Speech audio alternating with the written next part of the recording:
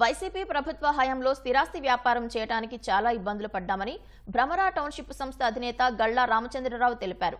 భ్రమరా సంస్థపై ఇటీవల వచ్చిన ఆరోపణలను ఆయన ఖండించారు.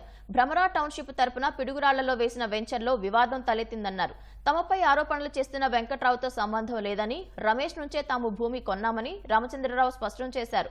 గతంలో వేసిన వెంచర్లను కొందరు ప్రొక్లైన్లతో ధ్వంసం చేశారని, వారిపై పోలీసులకు ఫిర్యాదు చేసినా కేసు నమోదు చేయలేదన్నారు.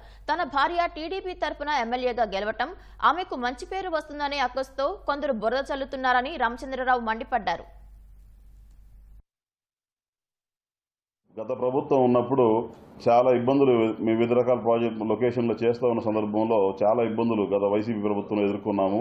పిడుగురాళ్లలో కూడా వైసీపీ ప్రభుత్వంలో అక్కడున్న జెడ్పీటీసీ డైరెక్ట్గా మేము భారతి గారితో మాట్లాడతామనే ఒక వ్యక్తి, కావ్య రామిరెడ్డి అనే ఒక వ్యక్తి, అతని యొక్క అనుచరగణమైన లింగారెడ్డి, శివారెడ్డి మరికొంతమంది కలిసి అప్పుడున్న ఎంఆర్ఓనో లేదా సబ్ రిజిస్ట్రార్నో వీళ్ళందరినీ అడ్డం పెట్టుకొని ఈ వెంకట్రావు గారు మాకు ల్యాండ్ ఎక్కువ డబ్బులు కట్టాల్సిందే అని కేవలం 27 లక్షల రూపాయలు కొన్న పొలాన్ని 48 లక్షలుగా అగ్రిమెంట్ రాయించి 45 లక్షల అగ్రిమెంట్ చేసిన రిజిస్ట్రేషన్ చేసే సమయానికి మళ్ళీ 60 లక్షల ప్రకారం రిజిస్ట్రేషన్కి డబ్బులు అతను మన దగ్గర డబ్బులు డిమాండ్ చేయడం జరిగింది.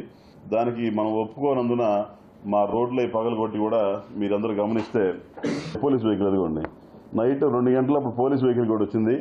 కానీ అధికారంతో పోలీసులను పెట్టి కూడా బద్దలు కొట్టేసి మా మీద విపరీతమైన దాడి చేసి మా ఎంప్లాయీస్ ఎవరైతే ఆ సైట్లో ప్రాజెక్టులో ఉండే ఇంజనీర్లు వాళ్ళు ఆపడానికి వెళ్ళినప్పుడు వాళ్ళందరినీ కూడా అదే 200 మిషన్తో చంపడానికి ప్రయత్నం చేసి పూర్తి స్థాయిలో దౌర్జన్యం చేస్తే ఆ దౌర్జన్యాన్ని తట్టుకోలేక ఏమీ చేయలేక మేము వెళ్ళి పోలీసులు చెప్పిన కంప్లైంట్ ఇవ్వడానికి ప్రయత్నం చేసిన కంప్లైంట్ కూడా మా దగ్గర తీసుకోక ఆ కంప్లైంట్ తీసుకోకపోతే మేము డిఎస్పీ గారికి రిజిస్టర్ పోస్టులో చేశాము. మాకు ఎలాంటి సహాయ సహకారాలు ప్రభుత్వం నుంచి మాకు అందలేదు. ఆ రోజు పూర్తిగా వ్యతిరేకంగా జరిగినాయి. అయితే అప్పుడున్న వీళ్లతోటి మళ్ళీ వాళ్ళ దగ్గరికి వెళ్ళి ఆ ల్యాండ్ రిజిస్ట్రేషన్ చేసుకోవడం కోసం లేదంటే అక్కడున్న అనుమతుల కోసం వీటన్నిటి కోసం వాళ్ళకి అదనంగా కోట్లాది రూపాయలు వాళ్ళందరికీ వాళ్ళు అక్రమంగా మా దగ్గర నుంచి వసూలు చేయడం కూడా జరిగింది. అయితే ఇలాంటి పరిస్థితులే కాకుండా కొన్ని ప్రాజెక్టుల్లో మా ఇంటి పేరు గళ్ళా ఉండటం వల్ల గళ్ళా కంపెనీ మీద వ్యతిరేకంగా అప్పుడు ప్రభుత్వ విధానాలు ఉండటం వల్ల మాకు రావాల్సిన అనుమతుల దగ్గర కూడా ఈ గళ్ళ ఆ గళ్ళ ఒకటేనా అని మా అనుమతులని 10 రోజుల్లో రావాల్సిన వాటిని 7 నెలల పాటు ఆపి సంవత్సరాల తరబడి ఆపిన ప్రాజెక్ట్స్ కూడా కొన్ని ఉన్నాయి. ఇలా గత ప్రభుత్వంలో ప్రతి చోట ప్రతి ప్రాజెక్టులో ఎన్నో అన్యాయాలకి అక్రమాలకు గురయ్యి ఇవాళ కాస్త మన ప్రభుత్వం వచ్చింది, మన ప్రశాంతంగా అన్ని చోట్ల ప్రజలందరికీ బాగుంటుందనే ఉద్దేశంలోనే ఉన్నాము. కానీ ఇప్పుడు కూడా ఇతను ఏదైతే వెంకట్రావు ఉన్నాడో ఆయన వెంకట్రావు గారు అతని పొలం ఏదో రూపాయి రేటు పెంచాలనుకుంటే పెంచేసో కావాలంటే ఎక్స్ట్రా కావాలంటే తీసుకొని రిజిస్ట్రేషన్ చేసేస్తే అయిపోయేది. మేము ఇప్పుడు కూడా వివాదాన్ని దూరంగా ఉన్నాం. సరే ఏదో ఒకటి మేమైతే కస్టమర్లకు న్యాయం చేయాలి.